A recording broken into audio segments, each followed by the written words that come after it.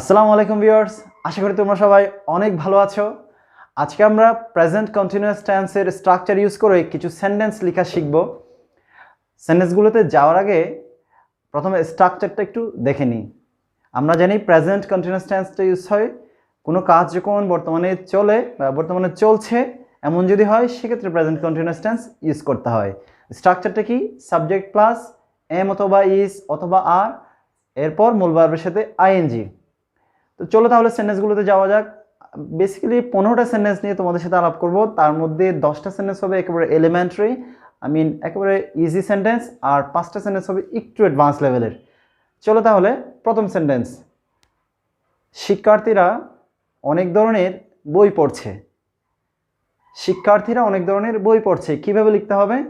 প্রথমে subject the learners, এরপরে auxiliary verb am অথবা ইজ অথবা আর থেকে আর হবে।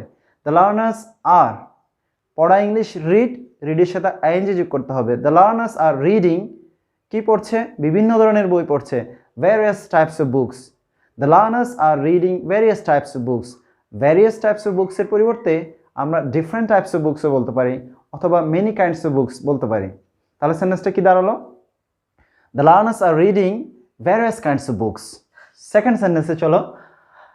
আমি বিভিন্ন টপিকের উপর, বিভিন্ন বিষয়ের উপর প্রবন্ধ লিখছি। I am writing articles on different topics. I am writing, আমি লিখছি, কি লিখছি? বিভিন্ন টপিকের উপর প্রবন্ধ লিখছি। I'm writing articles on different topics. Third sentence. John শ্রুতিমধুর গান শুনছে। John is listening to melodious songs. John is listening. John তারপরে am is are, is দিতে হবে। John is, listen মানে শ্রবণ করা, excuse me. John is listening to melodious songs. John বিভিন্ন ধরনের শ্রুতিমধুর গান শুনছে। চলো এবার ফোর্থ সেন্টেন্সে যাই। সে পৃথিবীব্যাপী ভ্রমণ করছে। সে পৃথিবী পরিভ্রমণ করছে। কিভাবে লিখব? He is traveling. Travel মানে ভ্রমণ করা। He is traveling around the world. He is traveling around the world. এরপরে সেন্টেন্সে চলো। কবি রোমান্টিক কবিতা লিখছেন।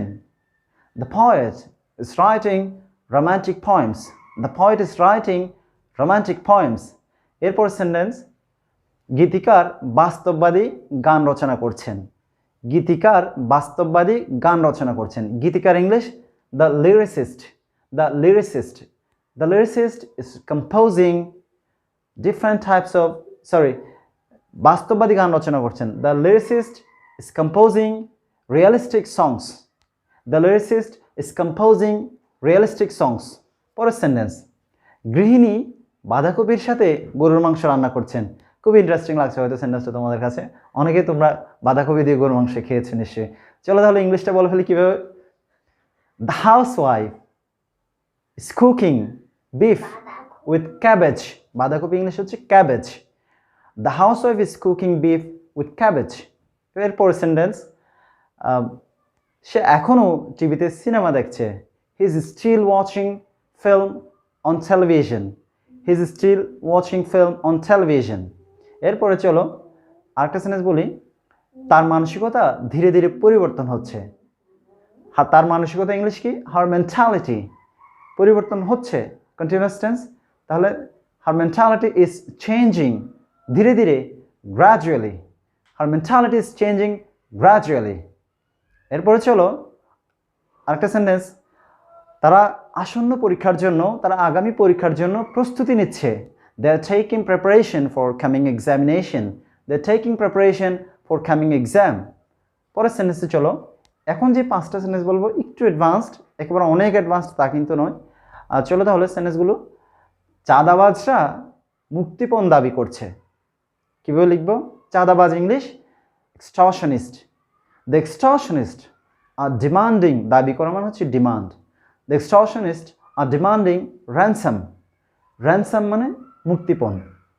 তাহলে কি হচ্ছে? The extortionists are demanding ransom.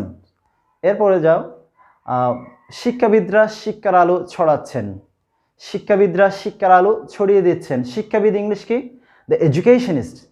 The educationists are spreading the light of education. The educationists are spreading are am is are মধ্যে এখানে আর স্প্রেড মানে ছড়িয়ে দেওয়া spreading the educationist are spreading কি ছড়িয়ে দিচ্ছেন শিক্ষার আলো ছড়িয়ে দিচ্ছেন the light of education the educationist are spreading the light of education এরপরের সেন্টেন্সে যাই সরকার 14 সদস্য বিশিষ্ট একটি কমিটি গঠন করছেন সরকার 14 সদস্য বিশিষ্ট একটি কমিটি গঠন করছে কি বলতে হবে the government is forming a 14 member committee The government is forming a 14-member committee.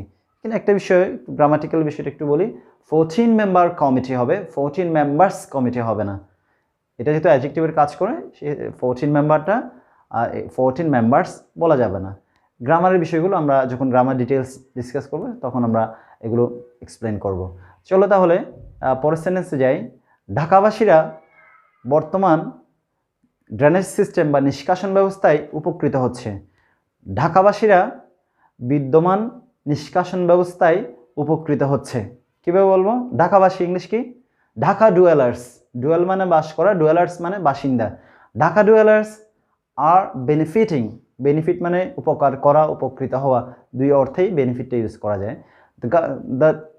Dhaka dwellers are benefiting a lot from existing drainage system last সেন্টেন্সে চলো পরিবেশবাদীরা পরিবেশ দূষণ রোধ করার জন্য গণসচেতনতা গড়ে তুলছেন পরিবেশবাদীরা পরিবেশ দূষণ রোধ করার জন্য গণসচেতনতা গড়ে তুলছেন পরিবেশবাদী ইংলিশ কি দ্য এনভায়রনমেন্টালিস্ট আর কি করছেন সচেতনতা গড়ে তুলছেন গণসচেতনতা গড়ে তোলা রেজ তাহলে কি হবে দ্য এনভায়রনমেন্টালিস্ট আর রেজিং কি গড়ে তুলছেন গণসচেতনতা mass awareness the environmentalists are raising mass awareness to prevent environment pollution তাহলে সেন্টেন্সটা কিভাবে বলবো the environmentalists are raising mass awareness to prevent environment pollution আজকে এখানে শেষ করলাম 15টা সেন্টেন্স তোমাদের ভিডিওটা যদি ভালো লেগে থাকে তোমরা তোমাদের ফ্রেন্ডসদের কাছে রিলেটিভসদের কাছে শেয়ার করে দাও আর প্রেজেন্ট কন্টিনিউয়াস টেন্স ইউজ করে কোনো সেন্টেন্স তোমাদেরও যদি থেকে থাকে কোনো ইন্টারেস্টিং সেন্টেন্স কমেন্ট বক্সে জানিয়ে দাও আগামী ক্লাসে তোমাদের সাথে দেখা হচ্ছে প্রেজেন্ট পারফেক্ট টেন্স নিয়ে বাই আসসালামু আলাইকুম